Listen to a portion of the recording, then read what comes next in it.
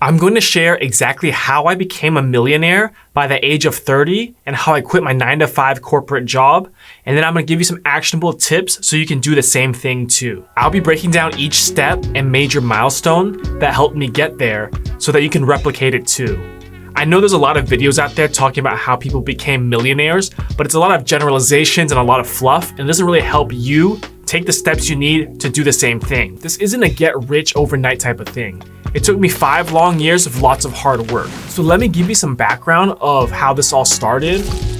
What really drove me to find financial freedom was my junior year of college. I went to do an internship in Decatur, Alabama, the middle of nowhere. I was working in a nylon plant as an environmental engineer. And I remember after the first week, I was sitting in my little office and I looked out the window and I thought, is this really what's in store for me for the next 40 years? And that really was the thought and the realization and the waking up moment that planted the seed of me wanting to find something different than the routine, normal 9-to-5 life. Now, fast forward through college, I finished college, moved to Texas, moved to Houston, finished my last internship, and I was on Instagram one day and I went down the rabbit hole and I came across someone's profile that was flipping houses, doing real estate investing. Now, before this, I had looked into e-commerce, blogging, dropshipping, but none of it really made sense to me. And real estate was something simple that made sense. Buy a house for X amount of dollars, put Y amount of dollars into it to renovate it, and sell it for Z amount of dollars. Very simple concept, not hard to understand or grasp, and people have been doing this since basically the dawn of time. So at this point is now January of 2016, and that's when I started my first full-time job out of college.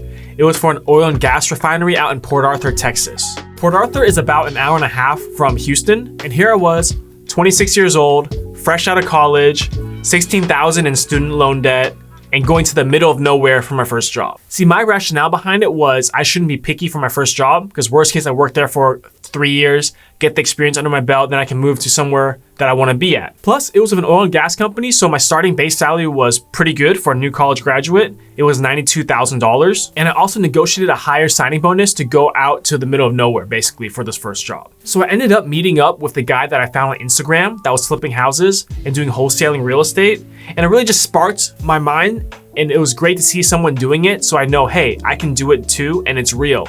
And that just got me started on education. I started looking at bigger pockets, listening to podcasts, and just researching and studying how to do real estate investing. The first actionable step that you should take is to find a niche that you're interested in or you think you're good at to make money. And the second step that you need to take is to start educating yourself. Fear is simply just the lack of knowledge. Think about it. If you're scared at the middle of the night because you hear a noise and you don't know what caused it, but if you knew that it was the wind blowing and a branch hit the window or something, then you're not scared anymore and you can go back to sleep. The same applies in business, and that's fine. You won't know anything to start, but you have to be like a sponge and educate yourself and learn everything you can while taking action and learning from your mistakes as well. I was reading bigger pockets, listening to podcasts on my commute and at the gym, and really just absorbing everything I could. I also went to local meetup groups to meet other people doing it in the same area I was doing it. But you want to make sure you don't get stuck in analysis paralysis, which is you're always reading, studying, learning, but you never take action and actually do something. As soon as you hear a good idea or something that's been successful for someone else, start taking action and trying it yourself. For me, back in 2016, I was seeing that a lot of investors were successfully getting these properties at a deep discount by doing direct mail marketing. So the first thing I did was I started doing direct mail marketing. I started sending out letters to homeowners asking if they wanted to sell their house. I made so many mistakes and I just learned each time and adjusted and pivoted to make it better and better. The first thing I did was I just took some money from my day job and I bought a list off ListSource, and I used a mailing company called clicktomail.com, and I sent out, I think, about 1,000 letters to these homeowners asking if they wanted to sell their home. My first mistake doing that first round of mailing is I put my return address as the apartment address I was living at. So when you got all this return mail from bad addresses or whatever, it flooded my mailbox. That's when I learned, okay, I need to open like a UPS box or some kind of business mailbox separate from my personal mail. What I did at that time was I went on ListSource and I purchased a list of absentee owners. An absentee owner is someone that owns a property but they don't live there. So normally it's like a landlord and that's a rent property or a second home or vacation home. Basically, it's just not their primary residence and they probably won't have an emotional attachment to the house and they're more likely to sell it at a discount. So I pulled that list and then I went to clicktomail.com, like I said.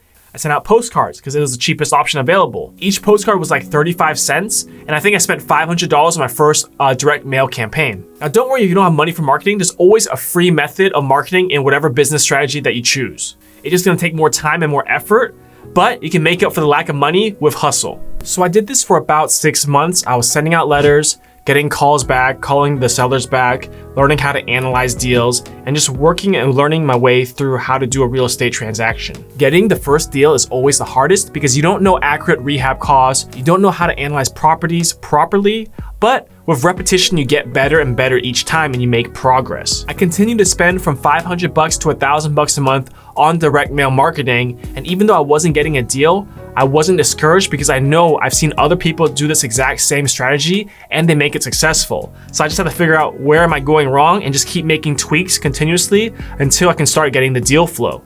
Like I said, it helped to have that high-paying job to be able to support and invest money into the business. However, if you don't have money for marketing, some free marketing methods that just require sweat equity or hustle would have been door knocking, putting up bandit signs, or just really networking with other investors and asking if they have any deals they could sell. And that leads me to the next thing I was doing. I was also going to these meetup groups, these local real estate meetup groups in my area this whole time so I can keep learning. And eventually in June of 2016, I got my very first deal. And it happened to be from a wholesaler that I met at the local real estate meetup group. So that network and that connection at those groups paid off with my first deal. For those that you don't know what wholesaling is, it's basically when someone finds a property at a deep discount and gets it under contract with the seller to sell, and then they sell that contract to another buyer or investor at a markup where they make a profit, but it's still a deal for the end buyer to make their money. It's basically a middleman getting paid to find good real estate deals for other investors. So I bought this first property for $17,000, and it was my first ever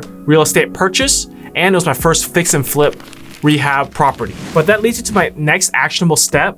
My third actionable tip is to make sure you go to networking events in whatever niche or subject that your side hustle or your business is in, because you always want to meet like-minded people that are doing the same thing you're doing to bounce ideas off of them and to learn and grow from their mistakes and their success as well. The property was in terrible shape and it needed a full gut renovation. And that was a whole different story on financing the property, financing the rehab, bad contractors that did bad work, and all that stuff. But of course, it's a learning process. Your first deal is never gonna go perfect and you're gonna make the most mistakes.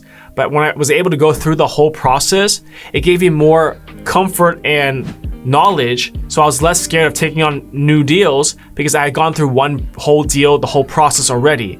And that's what kind of snowballs eventually to doing more deals, and growing your business. As long as you can persevere and make it through it, it's gonna continue and help you with all the knowledge that you've gained doing that first deal or that first transaction or that first sale, depending on what your side hustle or business is. And the journey's gonna be scary.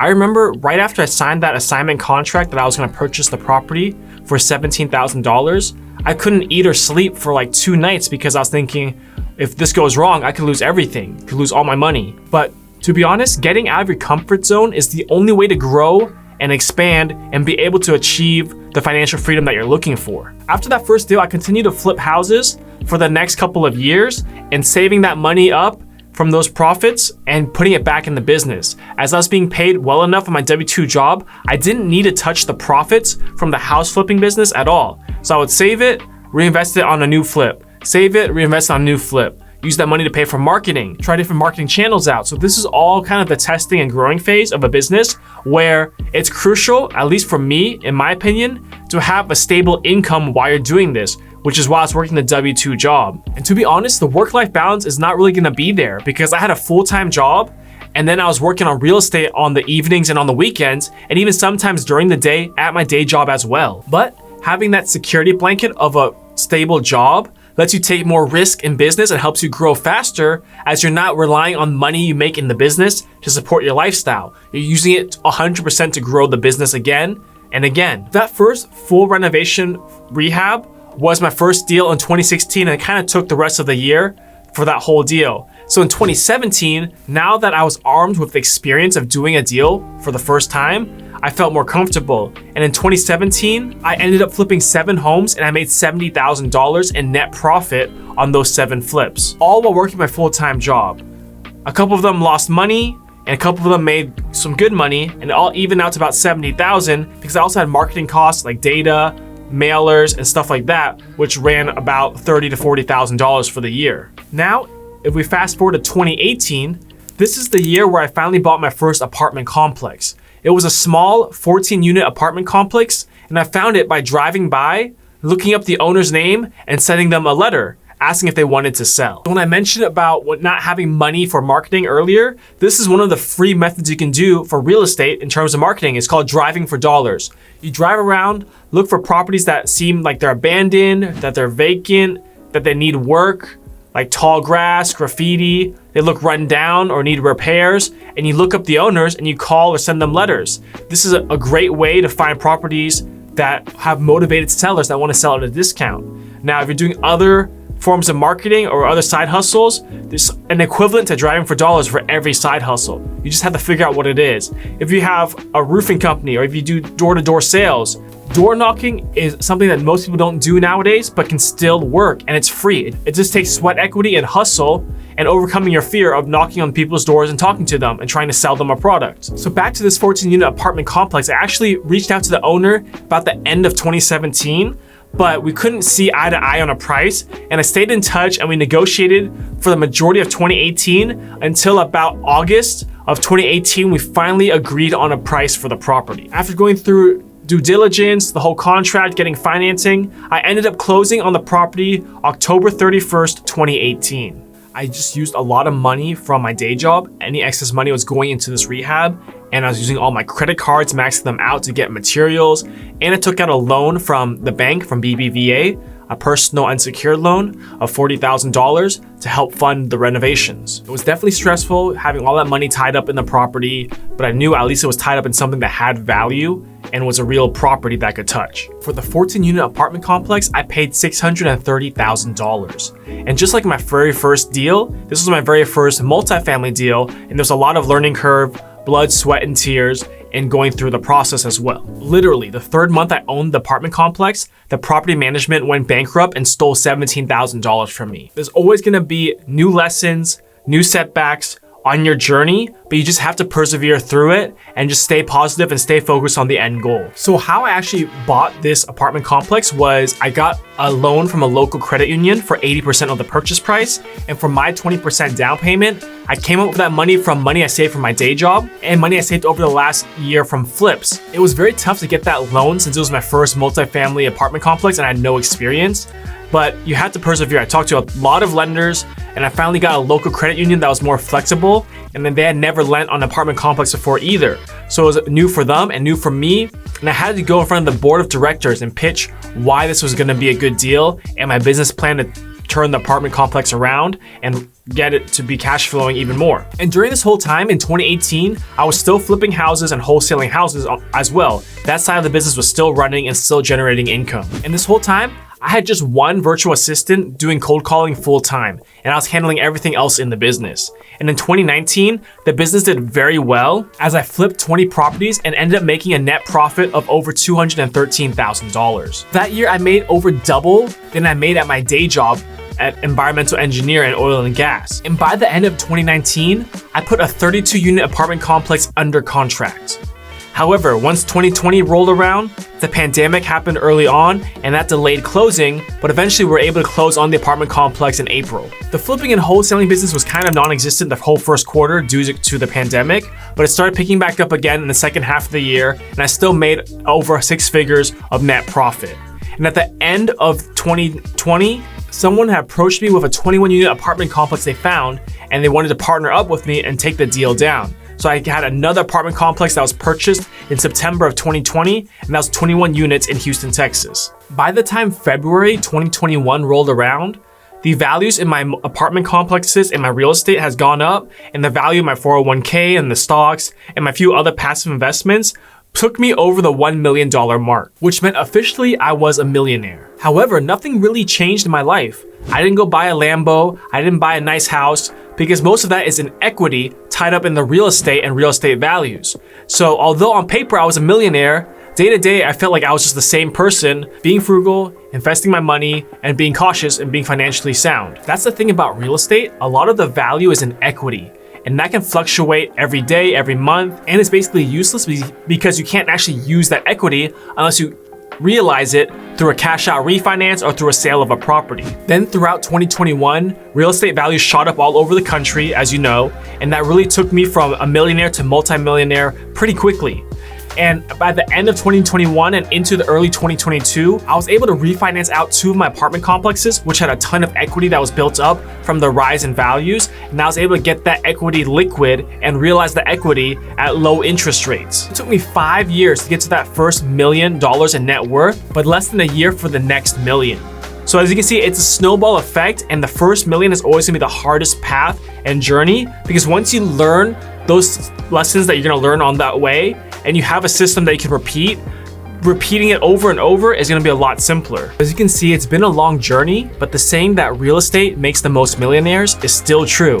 It applied to me and to a lot of people around me that I know. So the 4th actionable step is to keep repeating what's working for your business and cut out what's not working. I continued scaling and doing constant flips and wholesales, and I saved that money to do a bigger deal like an apartment complex. So you also want to scale up. You don't want to keep doing the same thing in your business or side hustle. You want to scale to the next level. Maybe look at other products or higher ticket products that you can do that's related to your current product. Or whatever that is for your business, you want to always scale it to a higher level to be able to grow faster. No matter what you want to do, the first step is to get educated on YouTube, podcasts. There's so much free game and information out there today. But a lot of people need more direction and more hand-holding. I recommend finding a mentor, someone that's done what you want to do and learning from them. Having that step-by-step guidance will save you years of time and mistakes and will shortcut your journey to success. My advice, if you want to do real estate, is do a low-cost form of marketing like driving for dollars, door knocking, or getting data from the county.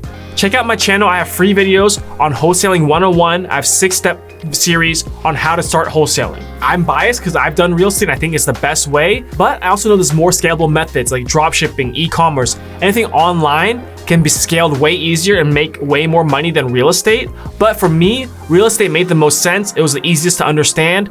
And for me, I just enjoy having a physical asset to touch that I can do my business with. Once again, to recap, make sure you pick a side hustle and then educate yourself. Education is the first step. Second is taking action. Don't just be stuck with analysis paralysis, but try different things. Third, network and join local groups, local meetups, go to events, and meet other people doing the same thing you want to do. Fourth, do what works and cut out what doesn't. Repeat whatever is bringing you the most results and cut out things that aren't. But make sure to test things for several months first before cutting them. And 5, you want to scale up.